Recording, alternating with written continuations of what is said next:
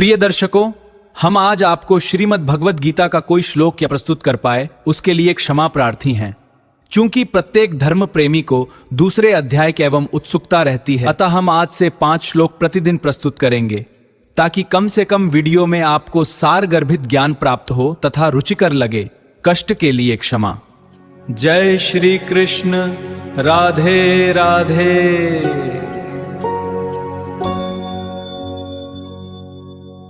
श्रीमद् भगवत गीता के प्रथम अध्याय अर्जुन विषाद योग के श्लोक 8 से 13 में दुर्योधन अपनी सेना के प्रमुख योद्धाओं का वर्णन द्रोणाचार्य से करता है और फिर दोनों पक्षों के शंखनाद का वर्णन है। यह दुर्योधन के भय और अहंकार को दर्शाता है। गीता अध्याय 1 श्लोक 8 से 12 हिंदी अनुवाद सहित श्लोक 8 दुर्योधन द्वारा सेना की प्रशंसा। भवान भीष्मश्च कर्णश्च कृपश्च समेतञ्जयः अश्वत्थामा विकर्णश्च सौमदत्तिस्तथैव चथनुवाद। मेरी सेना में आप द्रोणाचार्य, भीष्म पितामह, कर्ण, कृपाचार्य, संग्राम विजयी अश्वत्थामा, विकर्ण और सोमदत्त का पुत्र भूरिश्रवा आदि अनेक वीर है। श्लोक 9 अन्य योद्धाओं का वर्णन। अन्ये च बहवः शूरा मदर्थे त्यक्त जीविताः नाना शस्त्र प्रहरणाः सर्वे युद्ध विशारदाः। अनुवाद।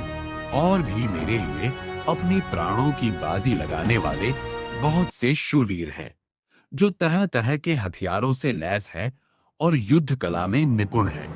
श्लोक 10 सेना की तुलना। अपर्याप्तम तदस्माकं बलं भीष्माभिरक्षितम् पर्याप्तम तिरमेतेषां बलं भीमाभिरक्षितम्। अनुवाद।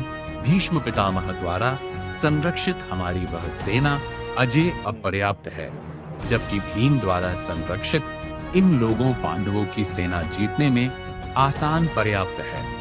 श्लोक 11 कौरवों को निर्देश। अयनेषु च सर्वेषु यथा भागम वस्थिताः भीष्ममेवाभिरक्षन्तु भवन्तः सर्व एव हित। अनुवाद।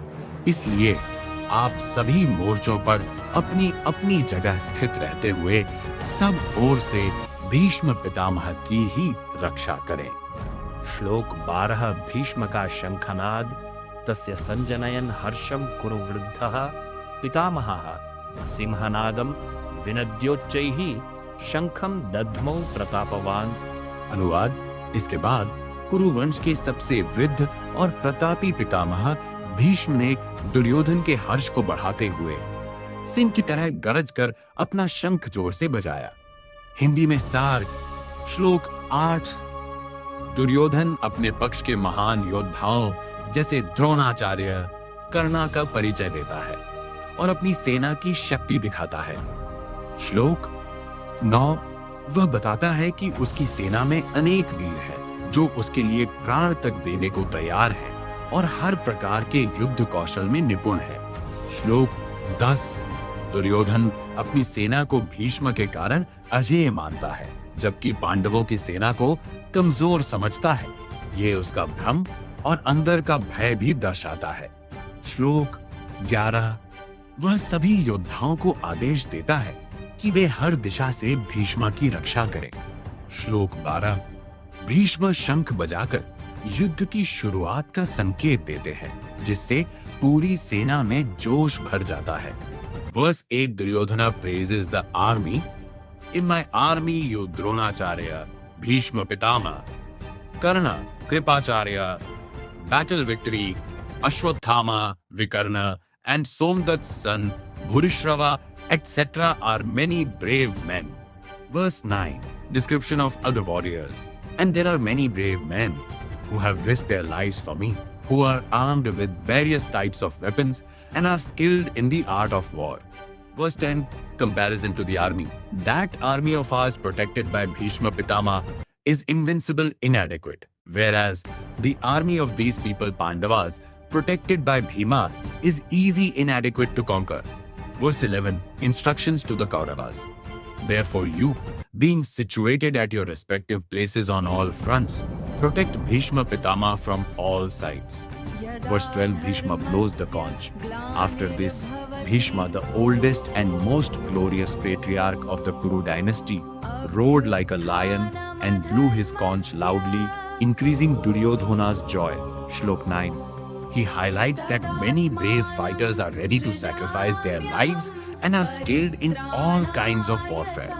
Shlok 10. Duryodhana believes his army is unbeatable under Bhishma's protection, while underestimating the Pandava army, showing his inner fear and overconfidence. Shlok 11. He orders all warriors to protect Bhishma from every direction. Shlok 12. Bhishma blows the conch dots signaling the war.